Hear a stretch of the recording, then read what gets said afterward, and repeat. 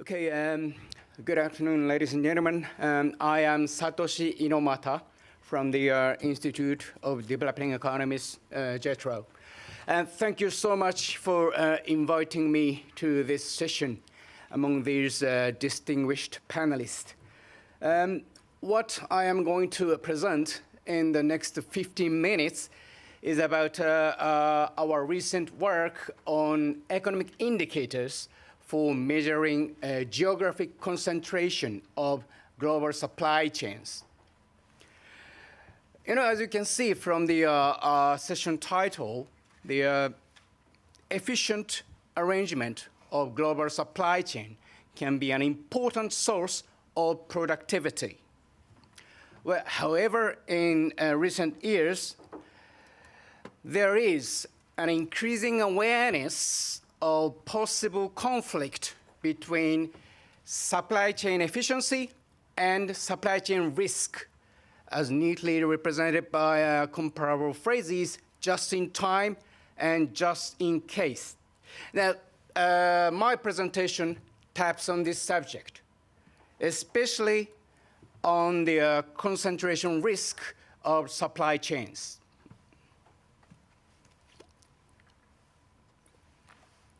Now, with the rise of global value chain, the production networks continued to expand to cover every corner of the globe. However, at the same time, the pursuit of optimal allocation of resources often resulted in agglomeration and concentration of key production capacities in a certain region of a certain country. This may work well in good times. However, when the things started to go wrong, such production hub can easily turn into choke points of the entire economic systems. Well, the multiple examples can be found in the history, the Lehman shock, the Great East Japan earthquake, various forms of cyber attacks, where hyper-economic interdependencies rendered the production and the financial systems particularly vulnerable to a single point of failure. Now, against this backdrop, I propose to construct a novel indicator for firms' business operation, especially in the global context, by mapping geographic concentration of global supply chains. Now, in the perspective of risk analysis, there are a volume dimension and a frequency dimension for risk assessment. For example, the chances that our families get infected with virus will be high, either because they go to a risky place together, or even just one of them goes, the person visits there frequently. Now, this is taken from the OECD's portal on risk assessment tools. You know, the horizontal axis is the impact, and the vertical axis is likelihood. While the nuance is a bit different, yet still, I believe that this is in line with volume versus frequency dichotomy. Now, paraphrasing it into a context, a supply chain is considered highly exposed to a specific country risk if its product contains significant volume of value added sourced from the country in question, or if the production activities along the supply chain involve frequent engagement with the country's industrial sectors. Now, in our analysis, the former aspect is captured by trade in value-added indicator, while the latter is captured by our new metric, pass-through frequency. Now, by combining these two indicators, it is possible to present supply chain risk in both volume and frequency dimensions. So let us start with the concentration risk in terms of volume.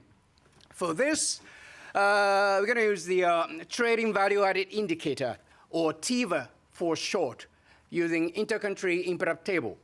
Now, trading value added considers international trade as a flow of values rather than that of products.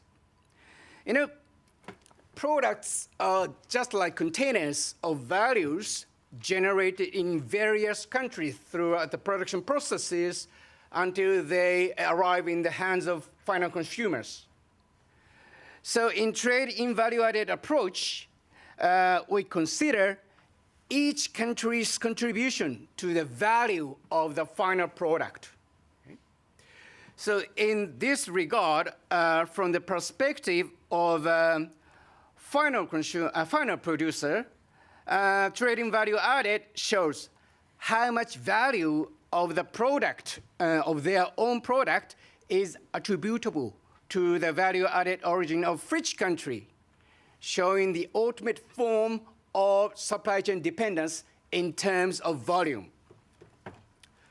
Well, indeed, this type of analysis is quite well documented already by the earlier literature, such as the Baldwin et al. 2022. So let us just move on to the next indicator, which is concentration risk in terms of frequency. As we just saw, trading value added maps out which country's value added ultimately embodied in which final products for which country, showing the relation between a starting point and the terminal point of a supply chain. However, value added contained in the products travels various countries throughout the production processes until it gets to be embodied in the final product. So, in the viewpoint of risk analysis, if a supply chain has a number of production paths that go through the industries of high-risk country, then its vulnerability is considered higher. In this regard, we shall define geographic concentration of supply chain in frequency in terms of the how frequent a supply chain passes through the industrial sectors of high-risk country. For example, in this figure, let country C be a high-risk country, and suppose that supply chain connecting country A and country E has 4 production paths. Now, the first path on the top has gone through the country C twice.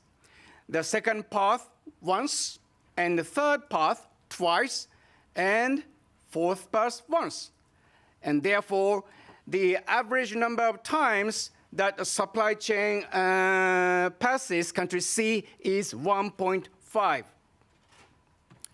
Well, of course, this is just an illustrative example, and in the real world, a supply chain has countless production paths. So it is not possible to look at them one by one like this. So instead, we shall calculate path-through frequency, or PTF, using the information from the intercountry input table. Now, the PTF is defined as the average number of times that a target supplier emerges along production path. And effectively, in our context, it shows the frequency that a supply chain passes through the industrial sectors of a high-risk country.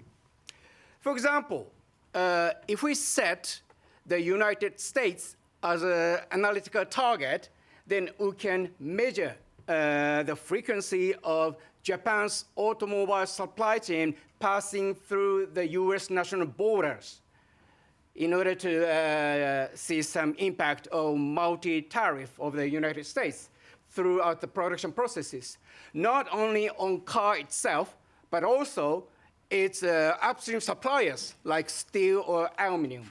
Okay? Well, indeed, the traditional input-output analysis is largely based on the volume concept, like trading value added. By contrast, PTF explores the new dimension of frequency in this analytical space.